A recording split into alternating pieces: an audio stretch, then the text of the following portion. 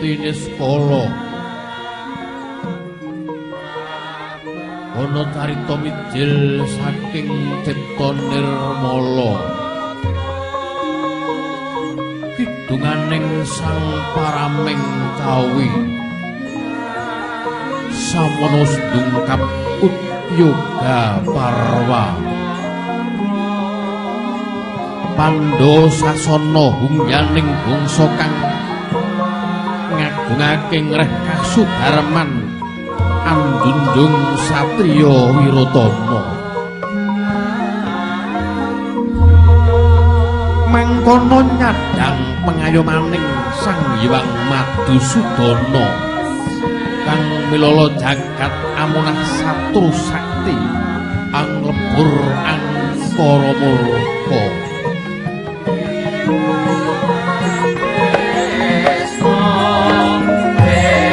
tuntab betamaning katong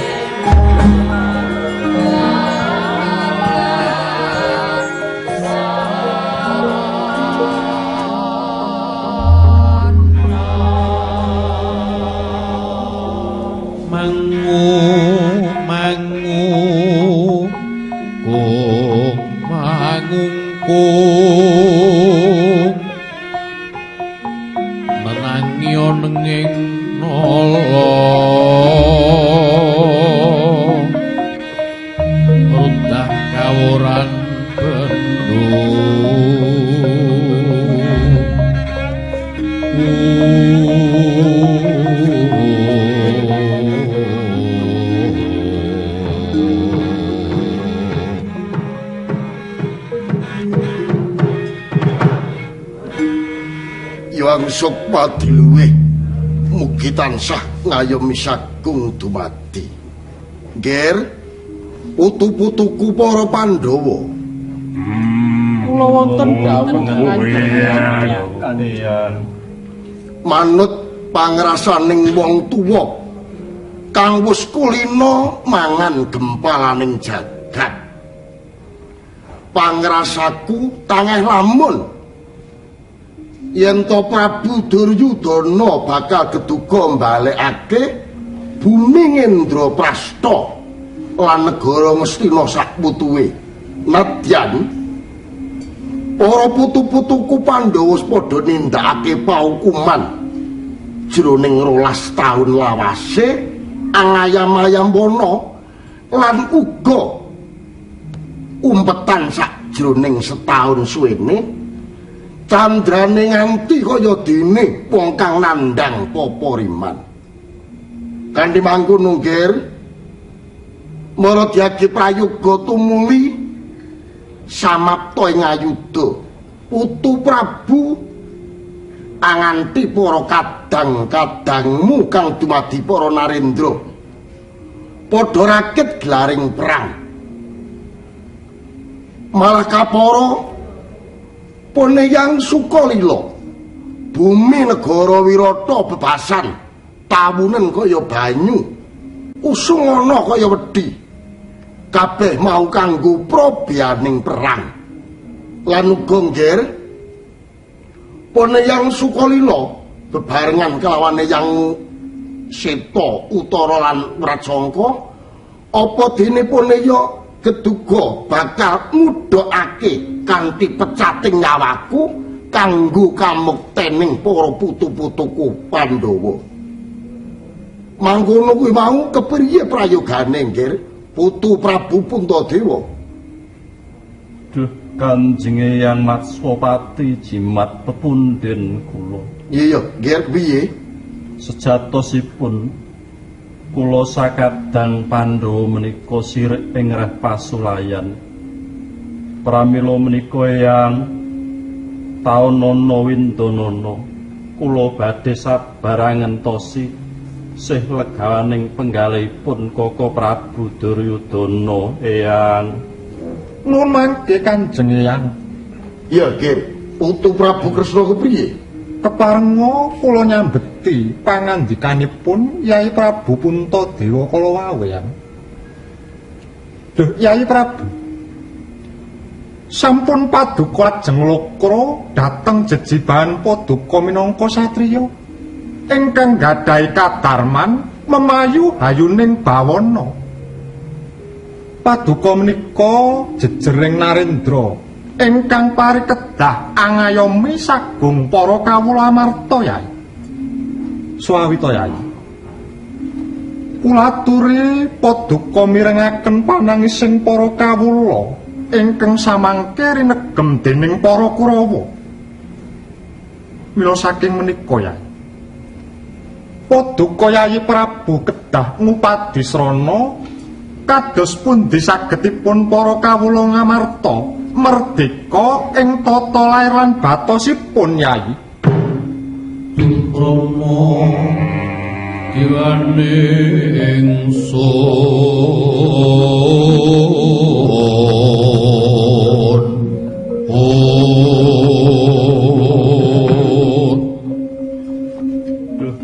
Sang Hyang Sumaning Kengwanang andum kabagyan namung sira Koko Prabu Sri Bathara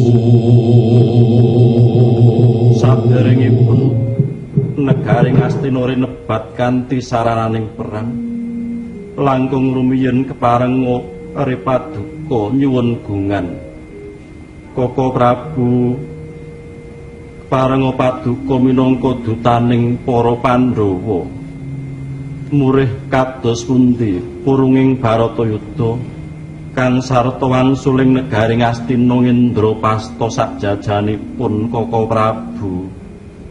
Inggih to Yai Prabu, menawi tetela para pepunden yang para kadang sampun gumolong anuding dhateng Rakanta ing Dwarawati, kula mboten badhe swala Yai.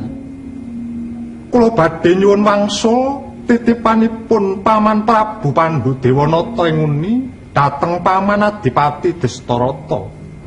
Keng sarta badhe mbudidaya ngreripeh dhateng Yai Prabu Suyudana. Namung saderengipun Rakanta ngayahi karya, menapa sakinten wonten dawuh saking para pepunden miwah paweling saking para kadang Pandhawa. Duh Koko Prabu jimat pepunden kula. Inggih. Kepareng ngaturaken sungkem pangabektinipun para kadang Pandhawa dumateng para pepunden utaminipun Kanjeng Wadipati Destarastra miwah Kanjeng Dewi Gendari Koko Prabu. Werkudara titip apa Di? Liteng kakangku Kinarya Duta oleh gawe apa ora baline kampirana ing pangumbaan boyongen kunti buku dimen nyawiji para kadang Liteng. Iya ya Sena, apa kang dadi pawelinge Syadi bakal tak tindakake. Lah sira Janaka mling apa? Menawi paduka pinanggih kalawan Kakang Adipati Karna keparenga paduka angleripih supados kersa manunggal kalawan para kadang Pandhawa Koko Prabu. Iya ya Janaka bakal tak estake apa kang dadi aturmu. Kanjeng Hyang, Ya Putu Prabu, piye? menawi tetela paduka Kanjeng Hyang sampun nglilani dhateng kula. Kalilana kula enggal mawat dumateng Astina saha nyuwun tambahing pangestu paduka Kanjeng Hyang.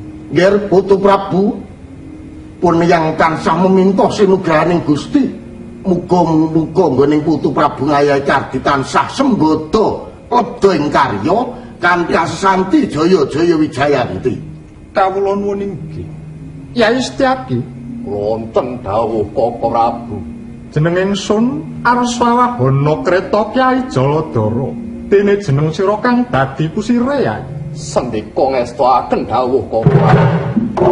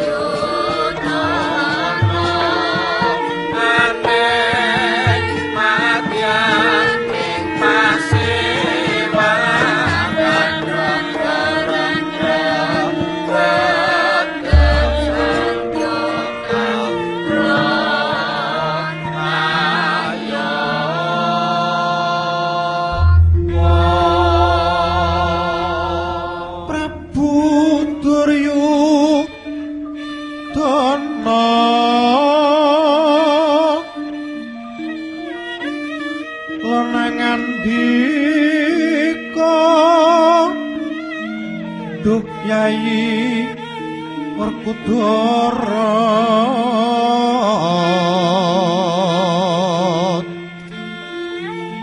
den kepareng kene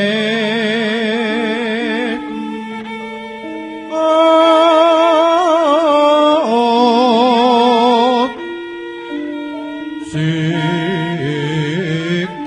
jujuk dayang tunot risaksana mangenjali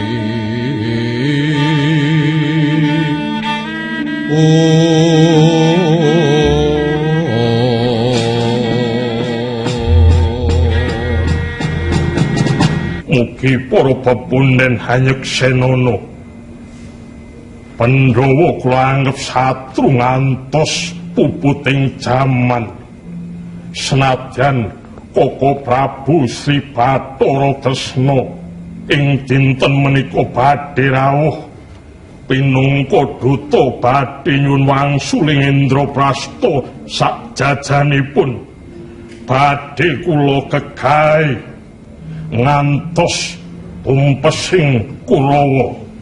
Hom Awignamastu weh lah jagat Dewa Bathara. Wayahku nggih Prabu Duryudana wonten dawuh Eyang yen jeneng sira Kaki isih mituhu munggo dawuhipun Eyang wis ta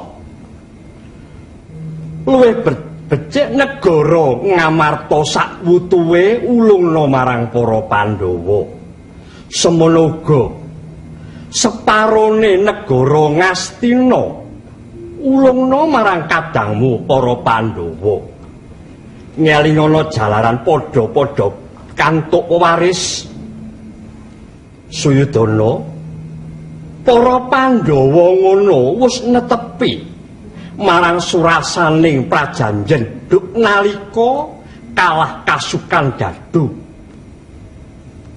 Pandhawa wis bisa nampa paukuman lawase 12 taun urip ana satrenge alas diwimbuhi setahun kudu nglamur laku ora den keparengake mangerteni para Kurawa sakadak ewadene kabeh kuwi mau wis pundhap para Kurawa ora bisa nemokake. Nah, kula wis ta jeneng sira sawijining ratu go ana ing praja Ngastina jaganen kawibawanmu ilinga lamun ta Pandhawa ngono isih kadangmu tur meneh Suyudana iling-ilingen kudune negara Ngastina kuwi darbekipun Eyang ngono jane Ngastina iki darbekipun kang kuwasa iki pun Eyang ewadene apa to nggih pun Eyang wis pasrah wis titip kawan para Kurawa lan Pandhawa ngenani bumi negara Ngastina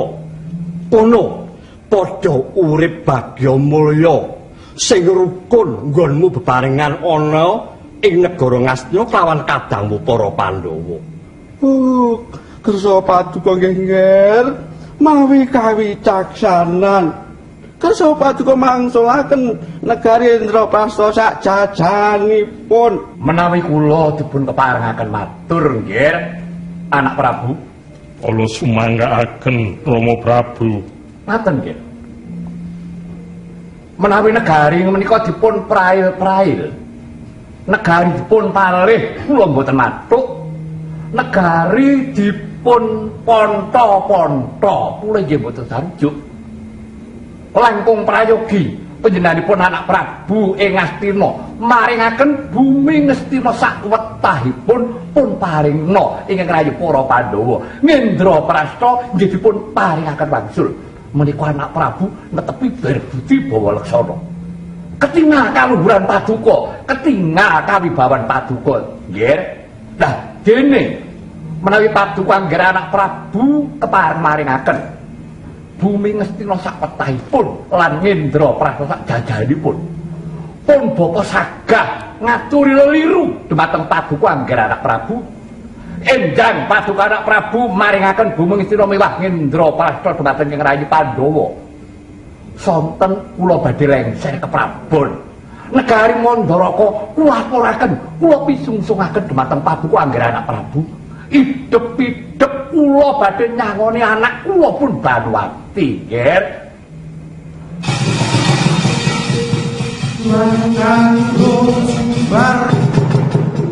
Lindu bumi gonjing kumaldu guntur ketuk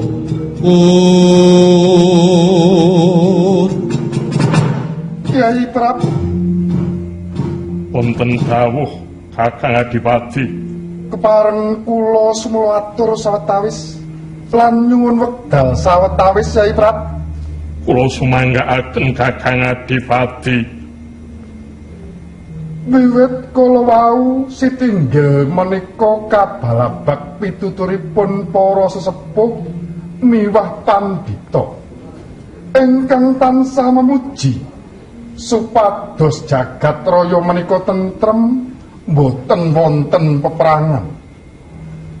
Nanging tumrap kula jejering Senopati raosipun kendangan talingan kula badhe bedah amargi kaguntur sabda tama para pepunden yang pandhita ingkang jireng getih agoda putih kapitayanipun saya ringkih nama mokal menawi wonten jejering Narendra ngulungaken negarinipun kanthi sarana aris jamak limrahipun sedumuk bathuk senyari bumi sanajan sapecak kedadipun taker kanthi pecahing dada lutaing ludira Yai Prabu. Pramila Yai Prabu menawi tasih meger-megeraken ta kula boten kelampahan Pandhawa njabel wangsul negari Ngastina lan paduka kedah waspada mata pitayaning para Pandhawa menika warni-warni mboten mawas menika Pandhita Sudibya menapa dene Narendra. Pramila Yai Prabu kula kinarya Senopati negari Ngastina sinten kemawon ingkang rumaja mangsulaken negari Ngastina dumateng para Pandhawa mengsaipun Narpati Basukarna lan kula ugi badhe prasapa benjang tempu ing perang Baratayuda dereng serap surya kula sagah nisungsungaken gumlundhunge mustakaning para Pandhawa Yai Prabu.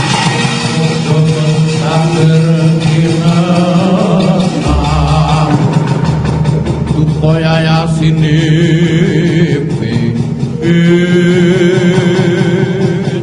Kan atur ya jagat pangestu Ngara. Nggih, Anak Prabu keparengipun bapa ing Mandaraka nyuwun wekdal sawetawis badhe kula nanggapi pangandikanipun Sang Minulya anak kula mantu Prabu Karna. Sumangga Rama namung kula aturi emut kula aturi sareh Rama. Nggih. Sampun wates nggih.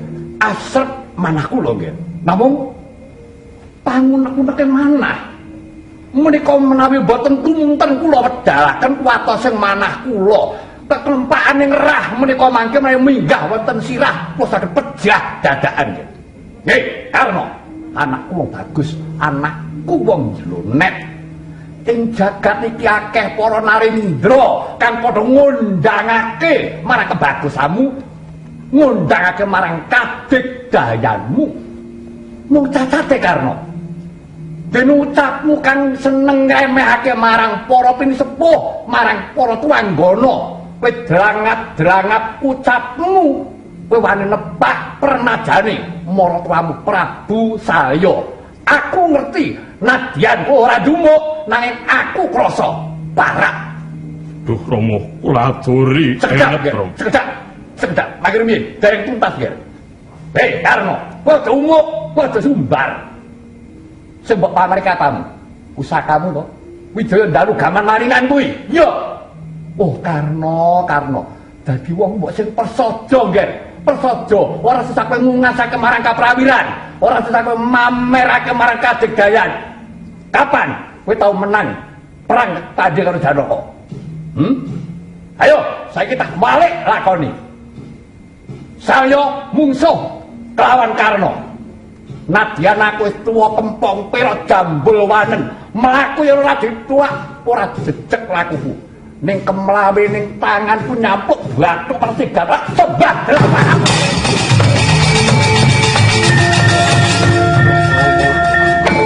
Ngapunten nggih. Klanduk nggih. Ngapunten.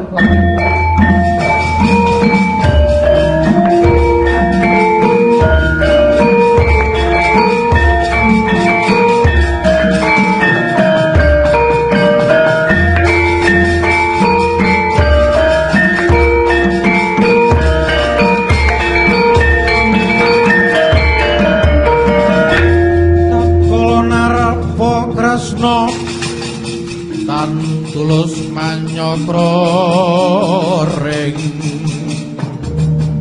para Jahnawi Suta Apa Prabu Sri Bathara Kresna Wonten timbalan ingkang adhawuh Yai Prabu.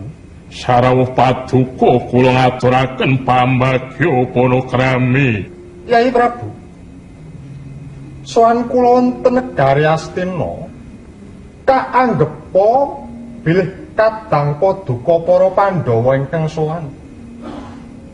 Dene lampah kula menika pinangka duta para kadang Pandhawa sesambetan kalian kalengganipun negari Astina tumrap para Pandhawa lan Kurawa ya. Namung gandeng kalenggan sakmangke Paman Adipati Destarata sampun lenggah kalilana kula murwani matur dhateng Paman Adipati langkung rumiyin Yai Prabu. Kala sumanggaaken Kula Prabu. Nun pangke Paman Adipati Destarata. Kagi Prabu Kresna iya. Kula ngaturaken sembah bektinipun para kadang Pandhawa. Iya. Dene kaping kalipun keparenga paduka Paman Adipati ingkang duk rikala semanten nampi titipanipun Paman Pandhu Dewanata awujud negari Astina. Rikala lenggan samangke para Pandhawa nyuwun lumunturing sih paduka keparenga paduka maringaken wangsul negari Astina dhateng para Pandhawa. Kok kangge panunupan kadang kula para Pandhawa ingkang samangke kalunta-lunta Paman. Jagat Dewa Bathara Kagi Prabu Kresna samengko praja Ngastina wis ndak lintirake marang putraku Kurupati. Mula Purbalan Wasesa ana astane Kurupati. Nanging aku pitaya Kaki yen samengko Kurupati bakal bisa nedhakake kawicaksanan kang luwih dening adil Kaki Prabu. Kawula nuwun inggih Paman Adipati. Yai Prabu, Wonten dawuh Kala Prabu. gandeng perkawis menika kenging dipun wastani perkawis ingkang sekelangkung gawat. Luput pisan kena pisan turta kalenggan samangke sineksen dening para Jawata miwah para pepundhen jangkep. Yai Prabu, rumentaing dawuh paduka Yai. Rumentaing dawuh paduka dipun sarantos jagat saisinipun Yai. Sumunar sadyana lagi kuwung-kuwung balerengi Sang Hyang Wisnu Bathara midil cahya sumunar saking anggane Sri Kresna. Yayah Surya mbalerengi saisining kedaton wentek kadatening Sang Hyang Wisnu arsa nglebur jagat ratap Dewi Gendari.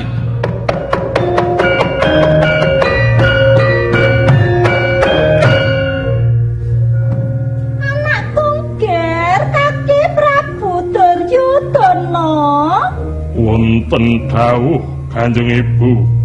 Limbangan kanthi wening hayu nganti sira luput nibake sabda. Tembung sakimah bisa ngobar kahanan.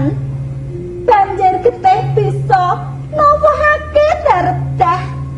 Kaki Prabu ngendi ana ibu kang tega nyumurepe konarpane para putrane. Duryudana melasa marang penibu miang bibimu Kunti Talibrata. Mula jongger tengena ing kawicaksanan timbangan kabeh pangandikane para Priagung kang pos kaweca marang jeneng sira kaki. Ko Prabu Sri Bathara Kresna. Yai Prabu kados pundi? Sineksen para Jawata miang para bebonden ing rikalenggan menika kula wangsulaken bumi Astina sawetahipun dhateng adi kula Pandhawa.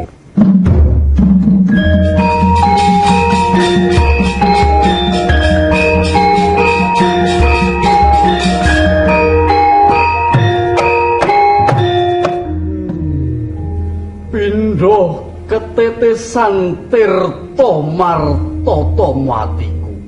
Lega tegese pangajapku wis bisa kelakon. Pandhawa lan Kurawa bisa rukun. Kaki Prabu Kresna gandeng putraku Kurupati wis nglilakake kawibawane. Mula aku nyuwun pamit dhisik. Wis, kono diteruske meneh nggone rembugan. Ayo Gendari, derekke aku Gendari. Monggo kula dherekaken Sinuwun. Sedaya tak tilar yo nggih. Nyatelaken ing kalanggihan aglar pandam karasina.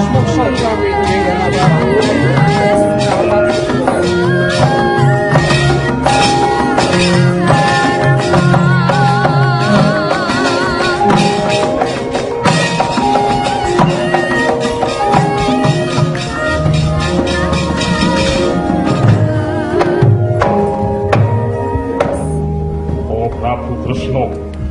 Yai Prabu kados pundi? Negari Ngastina badhe kula lungaken dhateng katang kula Pandhawa. Ananging wonten syarat srananipun Para Prabu. Lajeng syarat-syaranipun menapa, Yai?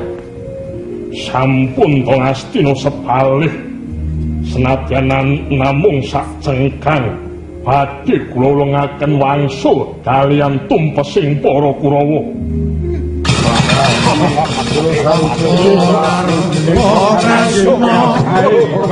Tulus manyapra ring Persiwara Jahnawi Suta kasunggah Kalingrata dina iki sadurunge Pandhawa tumpes Bawatae kudu mati dina iki.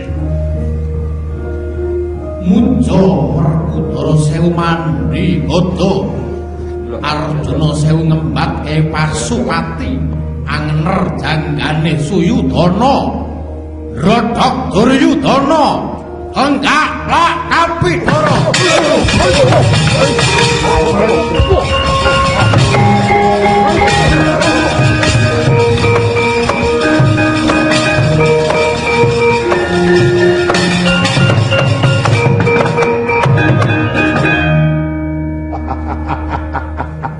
Wonten menapa, Paman? Sae nggih sulapan panjenengan. Sae. Selapan menapa menika namung dolaranipun lare alit kok paman. Sampun kula badhe nyuwun pamit nggih. Lho. Kula mriku nggih dayoh menika nggih. Kula mriku nggih dayoh. Sampun mboten sisa pamit kemawon. Ingkang kagungan dalem sampun sare. Ngaten ta. Panggil piye? Sampun kesesa nggih. Inggih. Keparna ngaten nggih. Kula badhe miteran.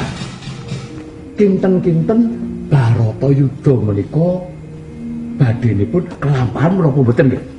Babakan menika kula mboten saged caos palangsungan, Pak. Awit menika maksud dados sesengkraning Jawata, Paman Prabu. Dados mboten priksa nggih? Inggih mboten. Wah, nggih sampun nek panjenengan ora ngerti, dadi kapake meneh. Ning ngaten nggih. Menapa upamiya Baratayuda menika mangke kateman. Inggih. Kinten-kinten ingkang menang menika sinten nggih? Inggih. Tartamtu ingkang nyimpang ingkang hambek Budi Utama dening ingkang kawon ingkang Budi Candala, Paman Prabu. Lajeng Budi Utama menika sinten ingkang watak Candala menika sinten? Budi Utama sampun kacetha sinandhang dening para Pandhawa. Nggih. Dene Budi Candala menika ngemungaken Prabu Suyudana sakurawanipun. Lah menawi ngaten Baratayuda menika dados inggih kasinggihan, Pak. Lah ra ngaten. Mubang-mubeng ora bakal rak kejeglong to. Kula menika sampun sepuh nggih. Dados menapa ingkang dados pangandika panjenengan kala wau, kula sampun ngertos. Namung ngaten nggih, keparenga pun paman badhe nyuwun titip dumateng Angger anak Prabu Dwarawati. Kula badhe nyuwun titip mbok bilih mangke Baratayuda menika kelampahan.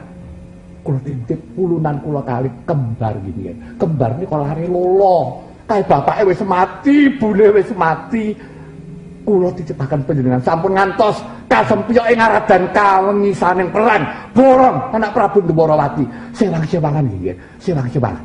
Sembah kula ingkang dirakaken sampun. Nuwun pamit. Monggo nggih.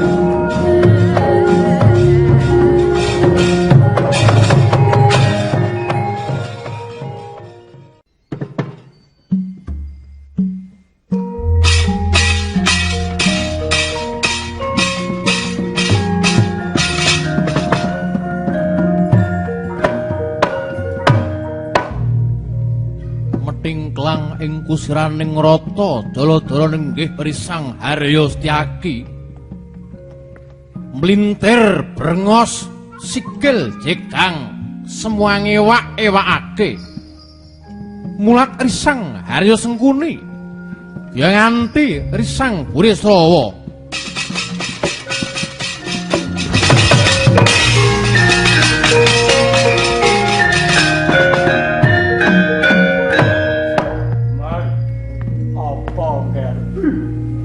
menapa to, Man? Kowe ngerti apa?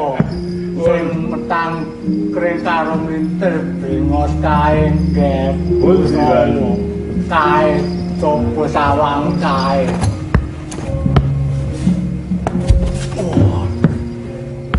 Mereka pun Setyaki to, Man. Benar. Kersa maju kawan. Karepku Setyaki kae lara engger. Mekaten, Mas. Iya. Kula tuwis mikir, Man. Sing apik-apik. Nuwun inggih.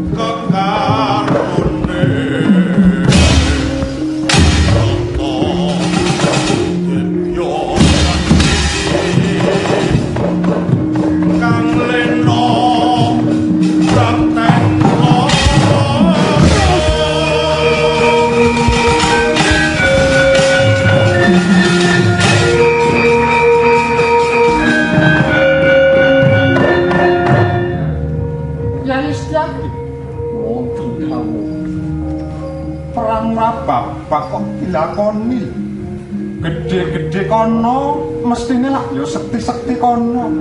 Paitanmu ki apa?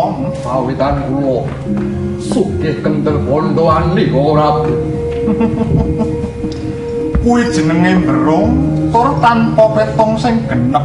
Wis sinupet semene wae.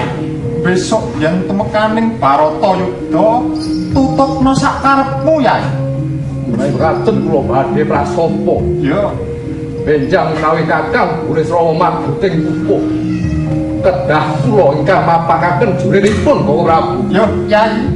Prasetyamu tak sekseni yai.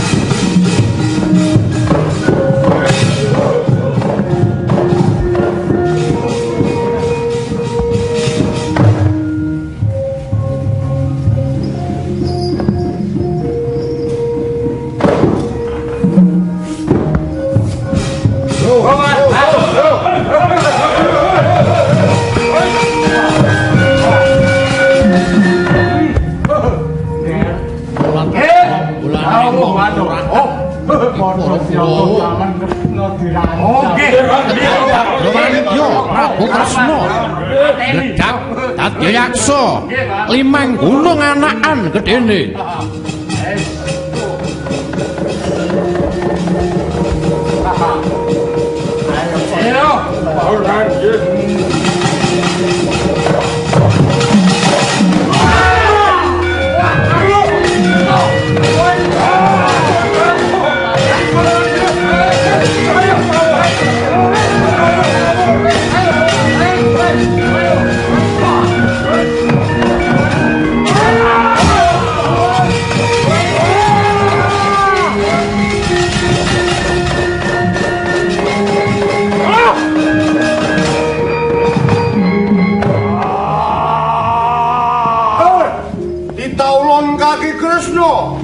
Aja gawe geger ing Madyapada.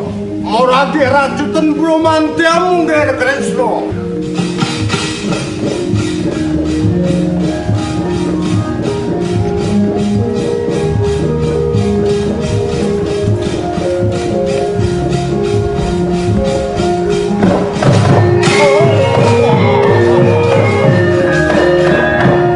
Ini Kang Prayoga nggih Kresna.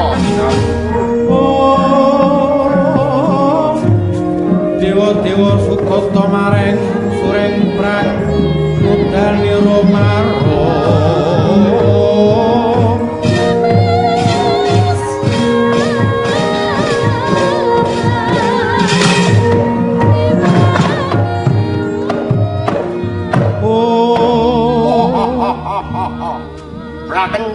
Prakencang warudoyong di Tegaruwong. Kali jode sapa sing gawe? Ditaulun kaki Kresna. Nuwun wonten timbalaning tengah dawuh kula. Temene isake panade kang kudu luar. Dene Drupadi ora bakal ngagem gelung selawase lan ngagem sumekan. Ngerti yo kaki Kresna? Yen para dewa Brahmana lan Resi tansah cuwa utawa gelo lamun perang Baratayuda wurung. Mula kang saka kuwi jeneng kita ora entuk gawe nggone dadi duta ing negara Ngastina. Mulane bali ana ing Praja Wirata matur kedadian iki. Kaya-kaya wis ponopo kang dadi dawuh ulun kaki ulun bakal magayangan Kaki Kresna. Mangestaken dawuh sembah kula ingkang nderekaken sakundur paduka kula. Yo wis monggo sing mrayitna ati-ati Kaki. Mangestaken dawuh.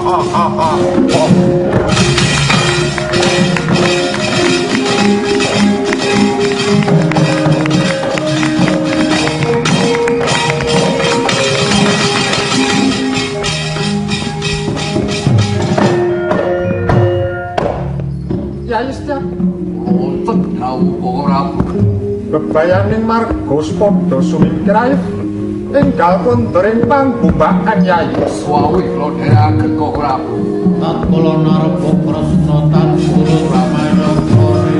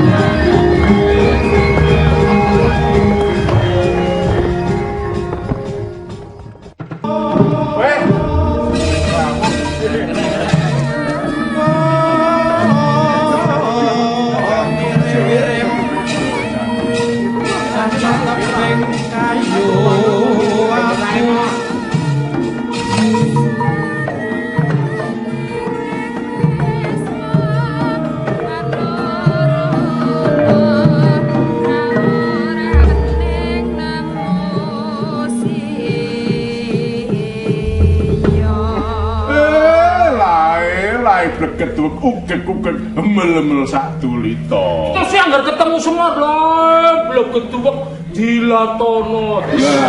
Lah. Ugek-ugek sak tulita. Alah, aja suka dulit lah, dulit itu emang setitik kayak gue lah. Yang gergem sama priwe lah. Dulit itu mangan yang dulit ya kepenak, orang ya kepenak priwe lah. Arep dulit ya sitik temu kayak alah. Mbok. Iya. Mbok sing penting aku ndulit pokoke ngono lah. Sampeyan rawuh mriki mpun saking suwani yang sampean mau dawuh napa Gus? Wa Semar. Nggih.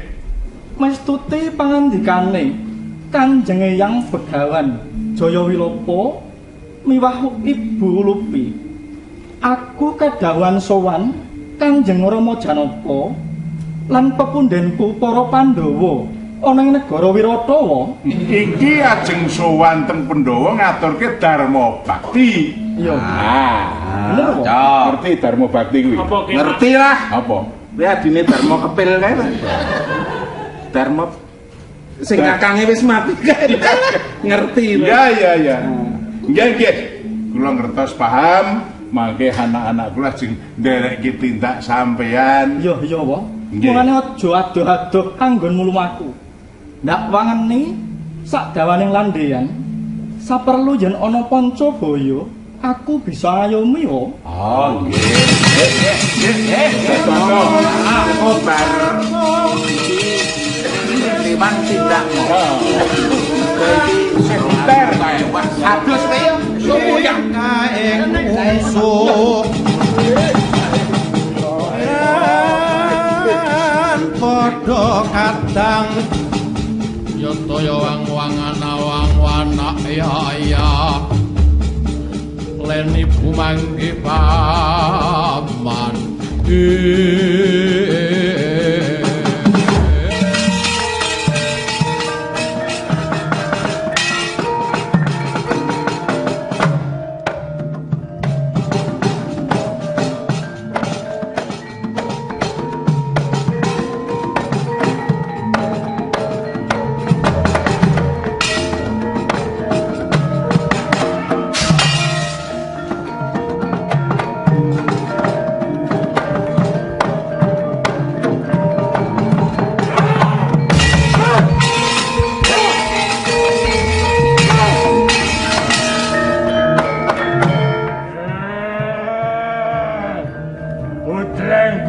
Iblis lanat.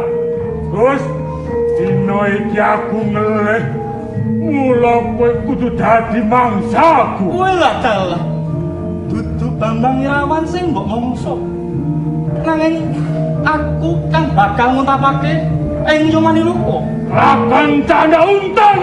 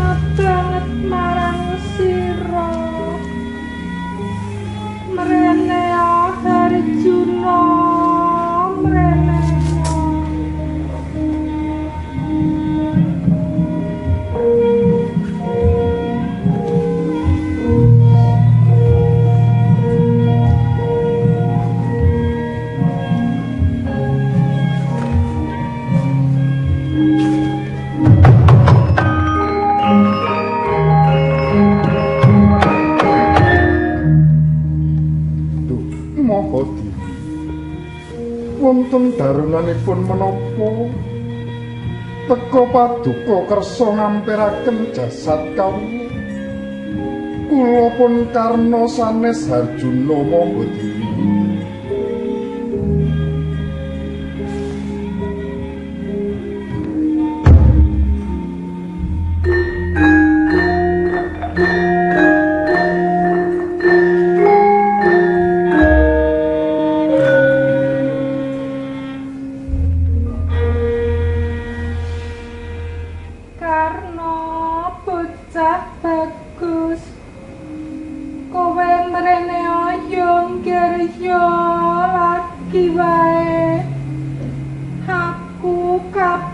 mbayangake citrane kadangmu Harjuna kang wis wedatan pinanggih bocah bagus sanyatane jeneng sira datan siwah sarambut pinara sastra kalawan kadangmu Harjuna.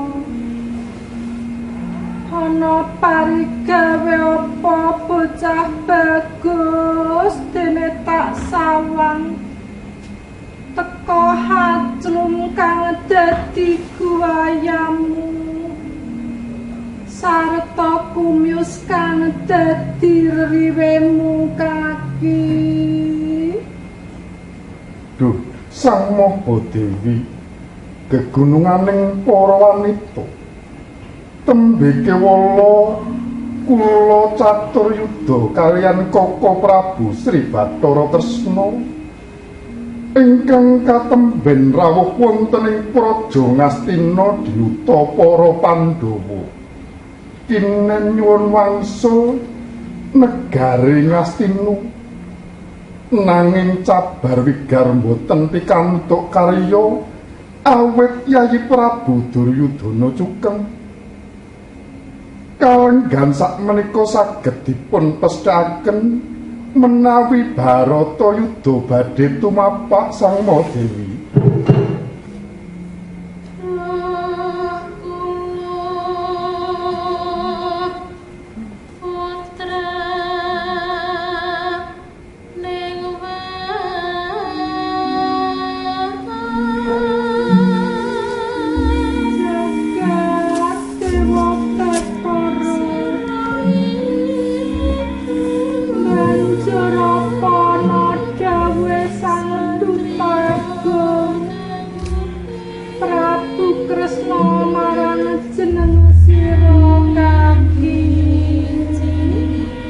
Nuninggi Sang Mahadewi Koko Prabu Kresna paring dawuh dhumateng kula supados kula purun manunggal lan makempal kalian para Pandhawa benjang purnaning Baratayuda Yayi Prabu Puntadewa kasdunjun marken kula dados Narendra Mahadewi. Seketi jumurung banjur kowe matur apa marang sinuwun Bathara Tresna bocah sigit. Sang Mahadewi kula ngaturaken gung panuwun awit saking agenging tresnanipun para Pandhawa tumrap nanging kula ugi nyuwun pangaksama awit boten saged makempal kalian para Pandhawa. Kula sampun prasapa badhe malas budi tumrap Yayi Prabu Duryudana. Yayi Prabu Duryudana menika kadang kula Sinarwedi apengawak ibu tumrap kula. Rikala semanten kula amung adrajat sudra sempali amung saanahipun kusir teka dipun sengkakaken ngaluhur pramila sampun nama limrah menawi gesang kula sakwetahipun kula pasrahaken dumateng Yayi Duryudana lan kula rila pejah kinarya tawuring negari Ngastina Sang Magati. Kang Surya Candra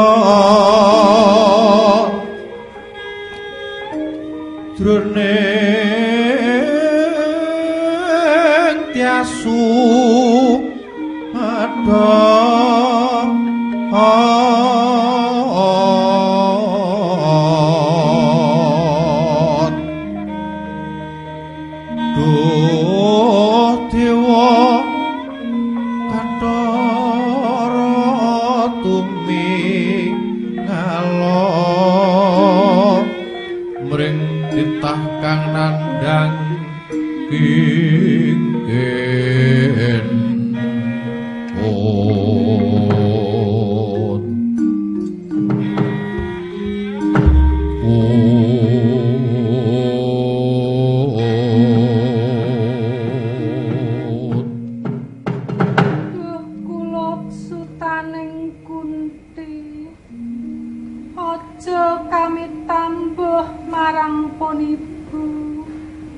Sanyatane jeneng sira kula Patmaja kang mijil saka sariraning sun.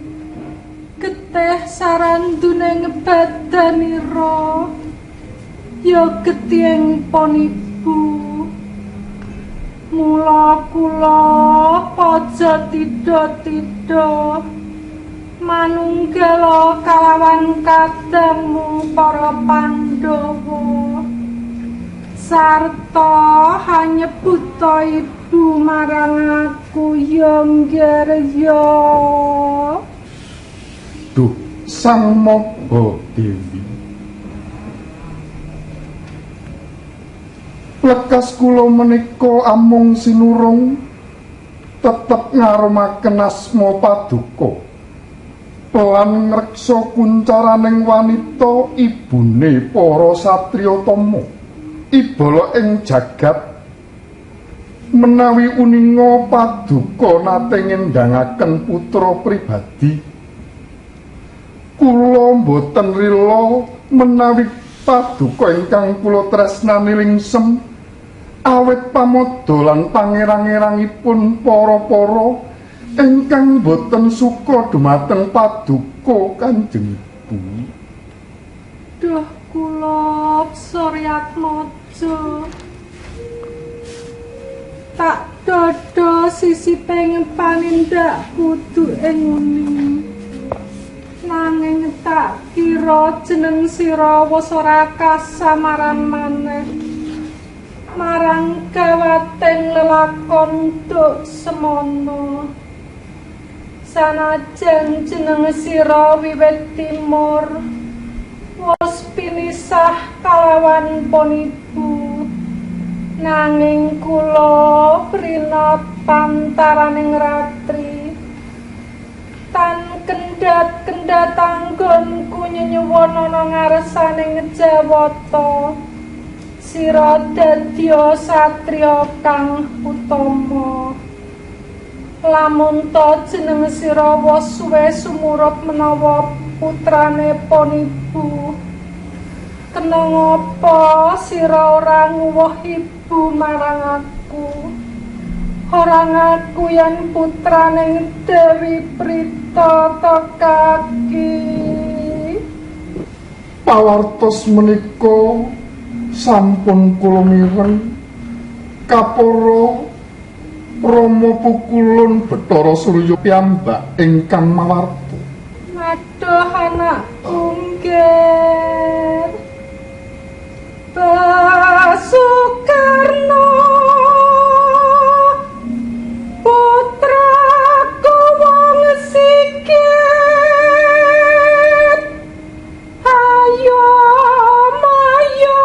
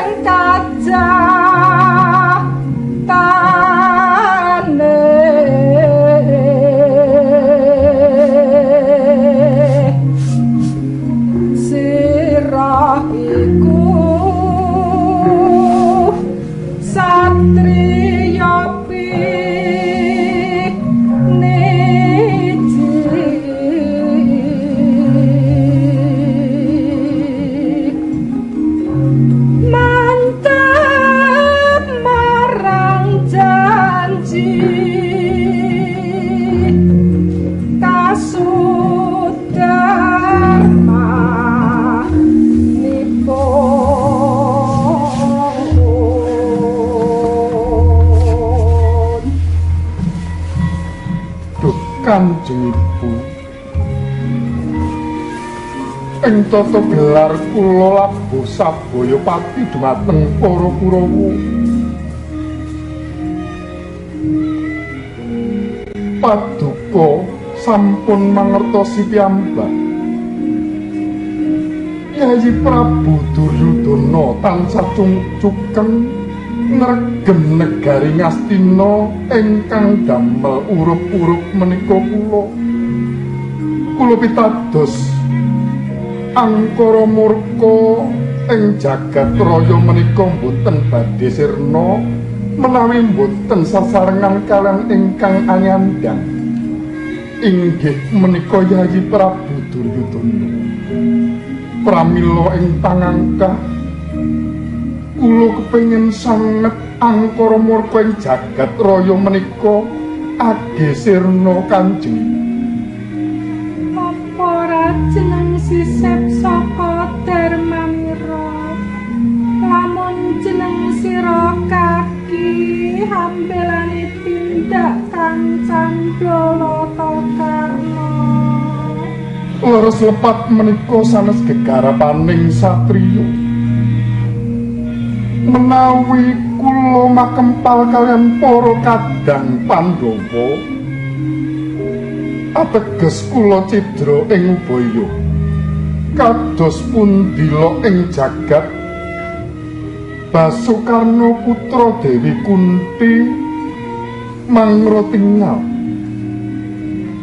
Anteping manah kula Kanjeng Ibu tanhana dharma mangwa kula rila pejah kinarya kajayaning para kadang Pandhawa Kanjeng. Pramila Kanjeng Ibu rikalenggan menika kula nyuwun pangestu kula badhe angsah jurit Kanjeng. Iya kaki tak pangestoni. Banjur mungsuhmu sapa kula?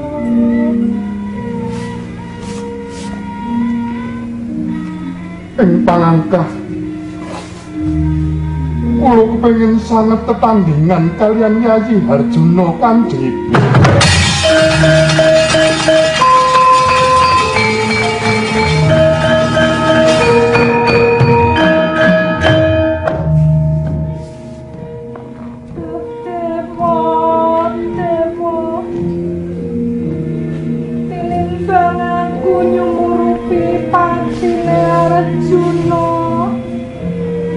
Utawa patine Karna luwih becik aku banjuten dhisik dewa. Kanjeng Ibu, lelampahan ingkang boten saged sinilakan menika amung dados darmaning Ibu. Lelampahan menika sampun pepesten Kanjeng Ibu. Kurawa tanpa nerpati Basukarna boten wantun ngadangi Baratayuda. Boten wonten Baratayuda angkara purka boten badhe sirna Kanjeng Ibu. Pramila sepisan malih kula nyuwun pangestu badhe angsah yuda Kanjeng Ibu. Kanjeng Ibu.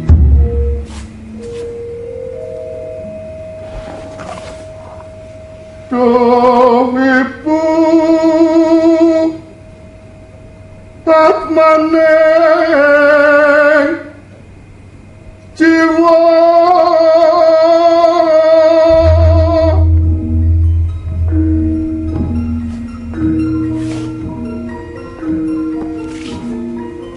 sembah kula kandhasing nolong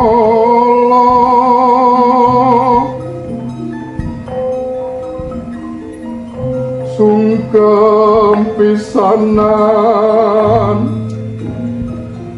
sarta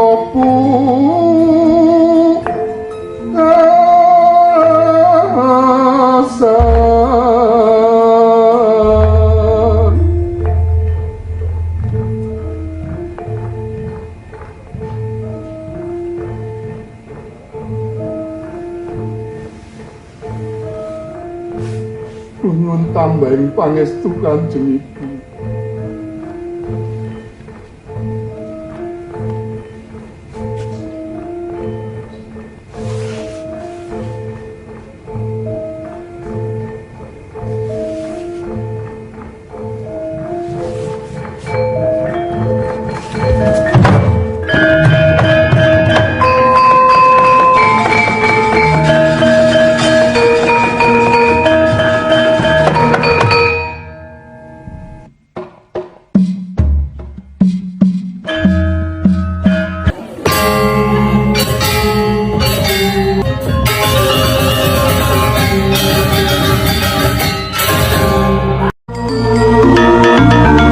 Gedabrus bersama Urip Bonus Channel.